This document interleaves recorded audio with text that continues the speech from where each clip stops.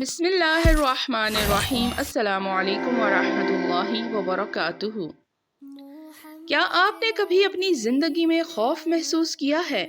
کیا آپ اپنے خوف کا سامنا کرنے سے گھبراتے ہیں؟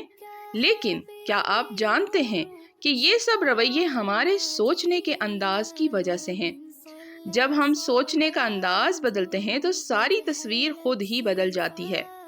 جس طرح سورج کی روشنی پودوں کو تناور اور مضبوط بنانے کے لیے ضروری ہے، اسی طرح چاہے کیسے بھی حالات ہوں، آگے بڑھتے رہنے کا رویہ ہمیں مضبوط اور باکردار بناتا ہے۔ اسی کو ایک مومن کا طرز عمل کہا جاتا ہے۔ ہماری آج کی کہانی جس رویے کے بارے میں ہے وہ ہے ہمت مرداں مدد خدا۔ کیا یہ صرف ایک جملہ ہے یا طرز عمل؟ ہمت کے ساتھ آگے بڑھتے جانا یہ مشکل وقت میں ایک مثبت رویہ ہے۔ نبی کریم صلی اللہ علیہ وسلم ایک کامل، بہادر اور مضبوط کردار والے رہنما ہیں۔ ان کی سیرت سے ہدایت لینا عقل مندوں کا طریقہ ہے۔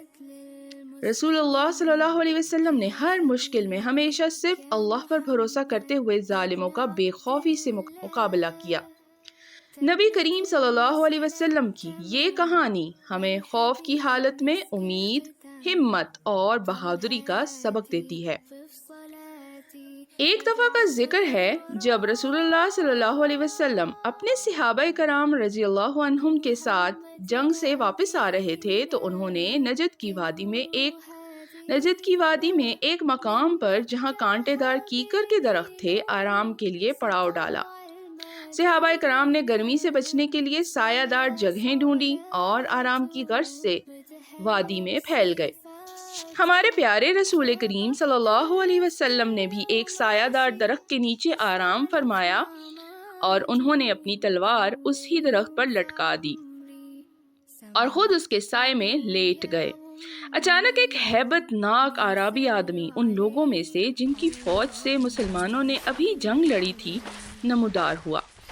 وہ بدو خاموشی سے مسلمانوں کی فوج کا پیچھا کر رہا تھا اور آپ صلی اللہ علیہ وسلم کے ساتھیوں کے سو جانے کا انتظار کر رہا تھا تاکہ جب کسی کا بھی اس پر دھیان نہ ہو وہ نبی کریم صلی اللہ علیہ وسلم کو قتل کرنے کے ارادے سے چوری چھپے ان کی درخت پر لٹکی تلوار لے لے۔ لیکن چونکہ رسول اللہ صلی اللہ علیہ وسلم ایک چوکس جنگجو کی طرح سوتے تھے، وہ اچانک بیدار ہو گئے۔ لیکن اعرابی بدو نے نبی کریم صلی اللہ علیہ وسلم کی تلوار چرا لی تھی اور اب وہ آپ صلی اللہ علیہ وسلم کو سخت الفاظ میں للکارنے لگا، اگر میں تمہیں مارنا چاہوں تو تمہاری حفاظت کون کر سکتا ہے؟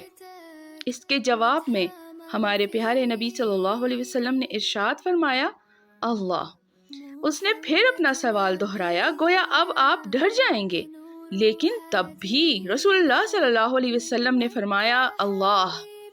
اعرابی کو یقین نہ آیا، کیسے کوئی آدمی اتنا بہادر ہو سکتا ہے؟ اس نے پھر بڑی ہمت سے اونچی آواز میں پوچھا۔ نبی کریم صلی اللہ علیہ وسلم نے اطمینان سے جواب دیا، اللہ۔ انہوں نے اللہ ایسے اعتماد اور بھروسے کے ساتھ کہا کہ دشمن کے ہاتھ سے تلوار چھوٹ کر گر گئی۔ آپ کے خیال میں آگے کیا ہوا ہوگا؟ آپ صلی اللہ علیہ وسلم نے کیا کیا ہوگا؟ ہمارے پیارے رسول اللہ صلی اللہ علیہ وسلم نہ صرف بہادر تھے بلکہ عقل مند بھی تھے۔ آپ نے تلوار اٹھائی اور اس بار اعرابی سے پوچھا، اب اگر میں تمہیں مارنا چاہوں تو تمہاری حفاظت کون کر سکتا ہے؟ برائی کو اچھائی سے لوٹائیں۔ اعرابی بدو نے رحم کی بھیک مانگی۔ ہمارے پیارے نبی صلی اللہ علیہ وسلم رحمت للعالمین ہیں، دشمن کے لیے بھی جنت کے خواہش مند۔ آپ صلی اللہ علیہ وسلم نے پوچھا، کیا تم گواہی دو گے کہ اللہ کے سوا کوئی معبود نہیں اور میں اللہ کا رسول ہوں؟ کیا آپ کسی ایسے شخص کو دعوت دیں گے جو آپ کو قتل کرنے آئے یا پھر آپ محض بدلہ لیں گے؟ عربی نے نفی میں جواب دیا، لیکن عہد بھی کیا کہ وہ دوبارہ نبی صلی اللہ علیہ وسلم سے نہیں لڑے گا اور نہ ہی اسلام کے خلاف لڑنے والوں کی مدد کرے گا۔ چنانچہ نبی صلی اللہ علیہ وسلم نے اسے رہا کر دیا اور وہ اپنی قوم کے پاس یہ کہتے ہوئے واپس آیا، میں ابھی انسانوں میں سے سب سے افضل سے مل کر آ رہا ہوں۔ جو کہا گیا وہ سچ ہے، یقیناً رسول اللہ صلی اللہ علیہ وسلم سب انسانوں میں سے سب سے اشرف اور افضل ہیں۔ بہادری اور رحمدلی کا کتنا خوبصورت امتزاج ہے۔ سوال یہ ہے کہ کیا ہم ان کی مثال پر عمل کریں گے یا ہم خوف کو خود کو جکڑنے دیں گے؟ آئیے اپنے اپنے رویوں پر غور کریں کہ ہم اپنی روزمرہ کی زندگی میں نبی صلی اللہ علیہ وسلم کی بہادری اور دلیری کو کیسے مجسم کر سکتے ہیں۔ اللہ پر بھروسہ کرنے اور شک اور خوف کو دور کرنے کے لیے ہم کیا اقدامات کر سکتے ہیں؟ پیغمبر صلی اللہ علیہ وسلم کا جواب اب بھی گونجتا ہے، اللہ۔